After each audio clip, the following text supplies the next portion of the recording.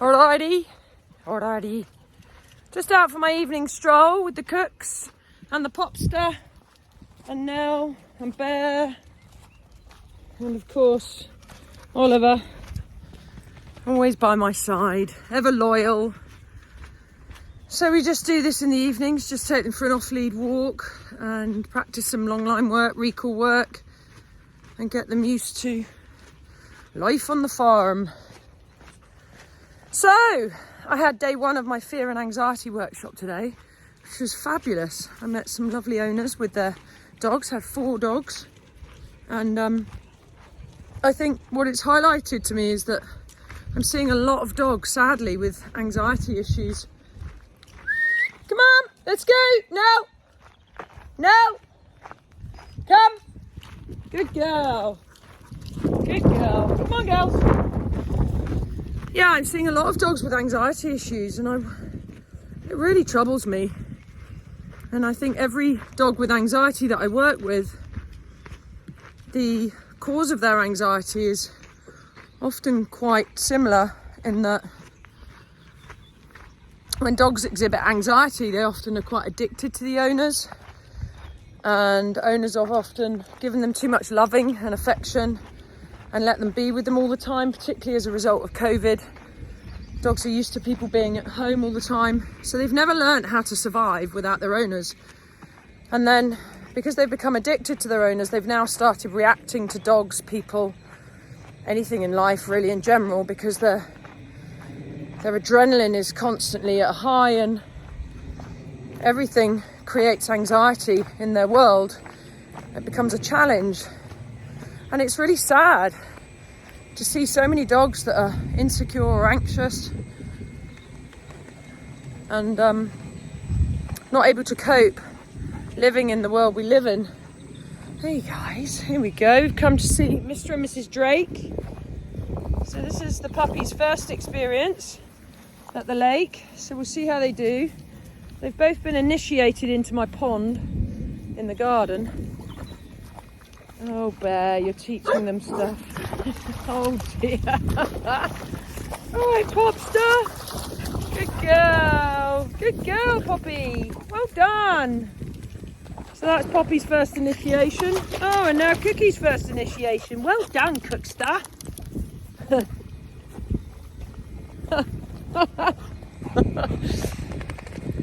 I think as humans, we tend to overthink and worry a lot. And when we've got dogs that are suffering with anxiety, we tend to start protecting them and not taking them to places they might feel challenged by or overwhelmed by.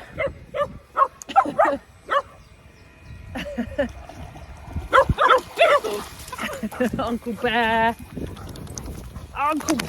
what are you teaching them? So I'm teaching them how to swim, Mummy. Very important skill for a dog. Come on in, let's go. Good girls, come on. Oliver, come on. Oh. So Poppy, as you know, is a little bit of an anxious dog. She's much more insecure than her sister. But she's never going to learn how to cope with these challenges in life if I just protect her. And every time she feels challenged, I just take her away from that situation. I'm not going to throw her into every situation so it overwhelms her, but I'm going to start to expose her to things that challenge her, which is what I'm doing now, and desensitize her gradually so she learns how to cope and how to overcome those challenges in life. And I think that's really clear. We've seen that in the human world, where if you're somebody that suffers with anxiety, if you just avoid things that make you feel challenged or anxious, your world becomes smaller and smaller to the point where you just don't go out or you can't cope going out. Come on.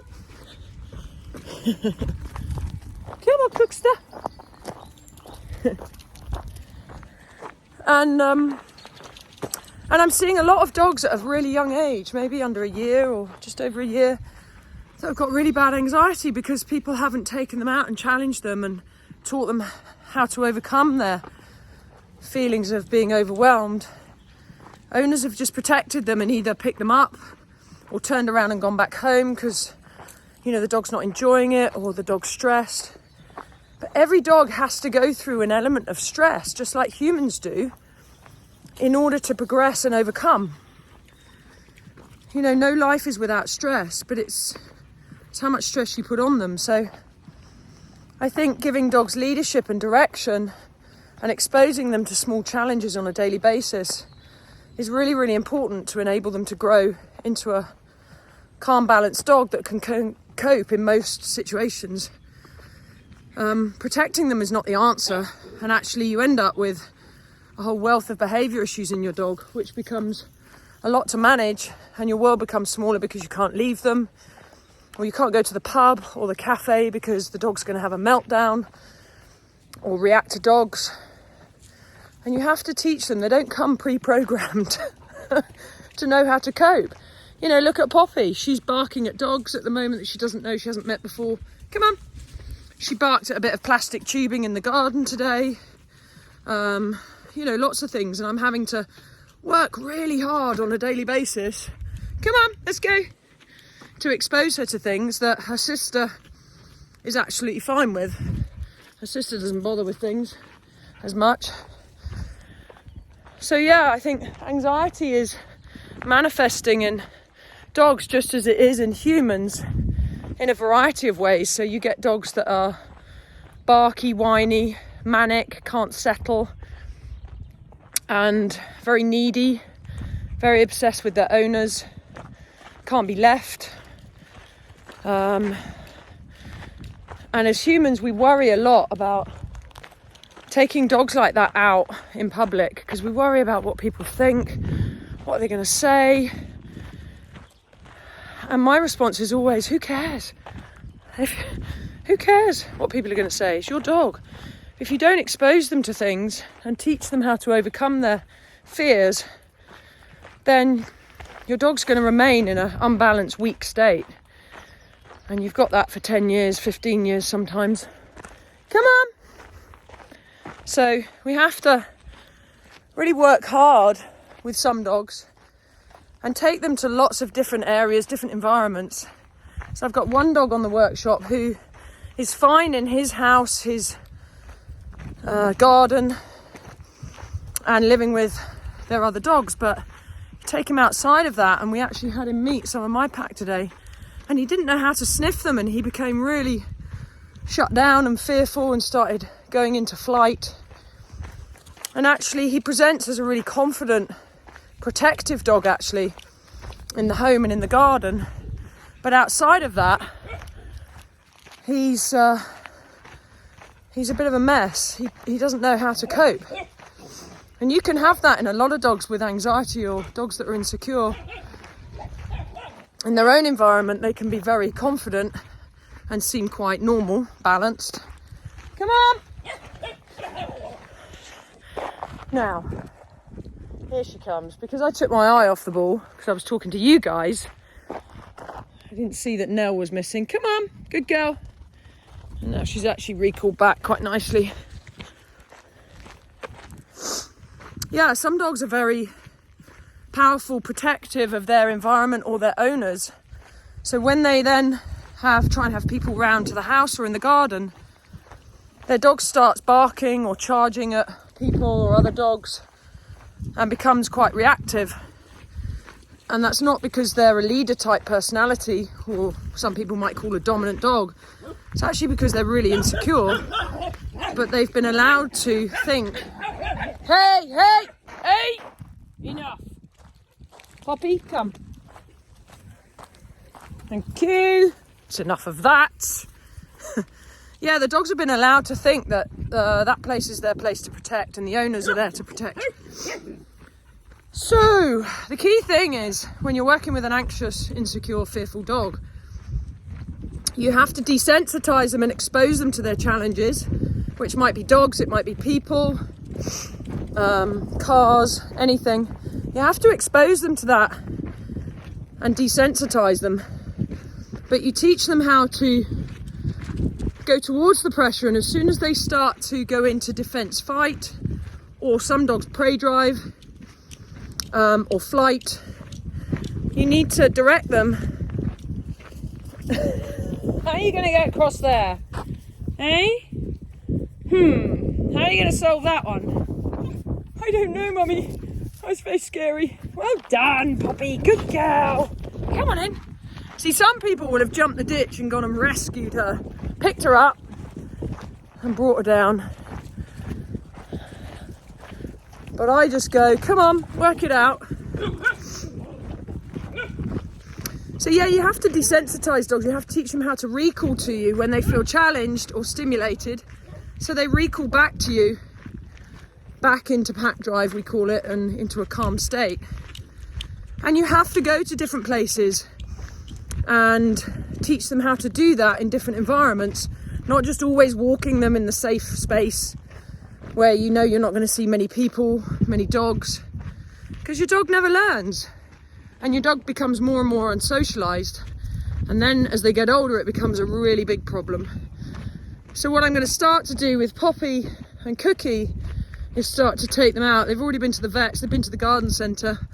I'm going to start taking them out to a local dog park and different places into town so they can start to learn how to overcome their fear and learn how to cope in life. So people will often rescue dogs that are feeling insecure or anxious or fearful by picking them up or, as I said, going home or just avoiding that situation.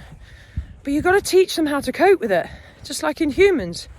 If you don't teach somebody how to overcome their fears or their anxieties, their world becomes smaller and they end up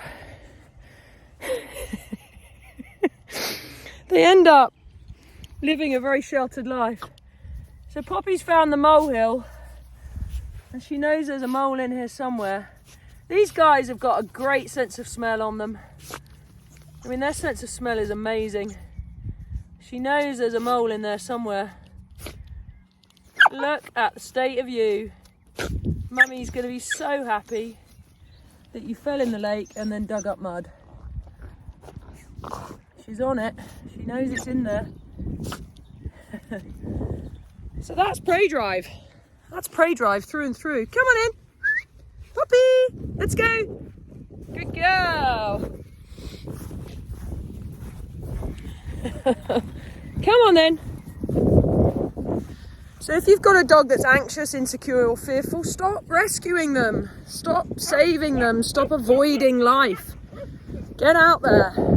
But correct behaviour you don't want, just by giving eye contact, spatial pressure, presence. Be assertive in your energy. And then give direction as to where you want them to move to. So often away from the pressure or the stimulus is a good start, momentarily. And then take them back towards the pressure. And then they might trigger again, and then you're going to correct them. And then give them direction again. And then gradually, no! No!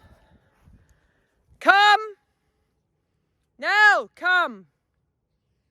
Come on! Let's go! No!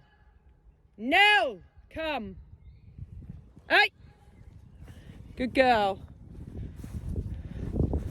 So there I'm just recalling her off of stimulus because she's hunting. So she wants to go and see what's in the woods. So yeah, be your dog's leader, not their lover. Dogs don't practice love in the same way humans interpret love. Leadership is love to dogs. If you give your dog leadership, you correct the stuff you don't want, you direct them as to what you do want, and then you reward the behaviour you want, just with sometimes a good boy, good girl. Doesn't always have to be food. Doesn't always have to be touch. Because sometimes food and touch creates excitement and takes them out of that nice balanced, calm state that you've just achieved with them.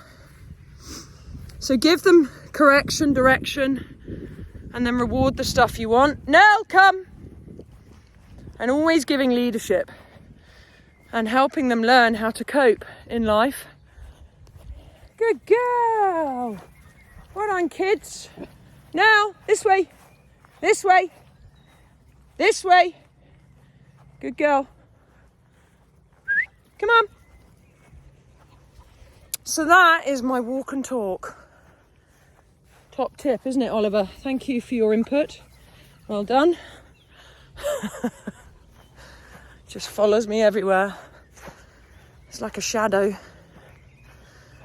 And we're gonna go and get a drink now. Come on, Cookie!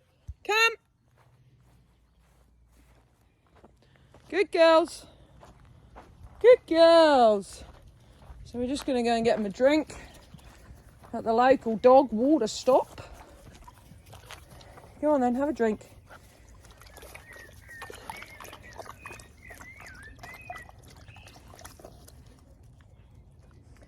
Oh, what's Bear found? Bear!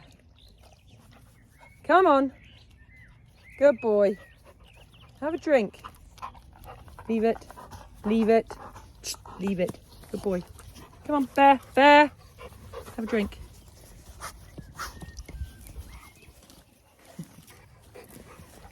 Now Cookie's in on the game. Oh, Bear.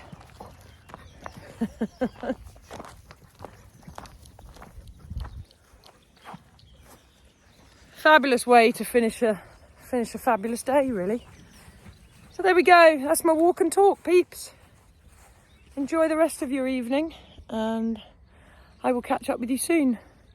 Bye from us all. Nice, Oliver. Nice. Hey, Popstar.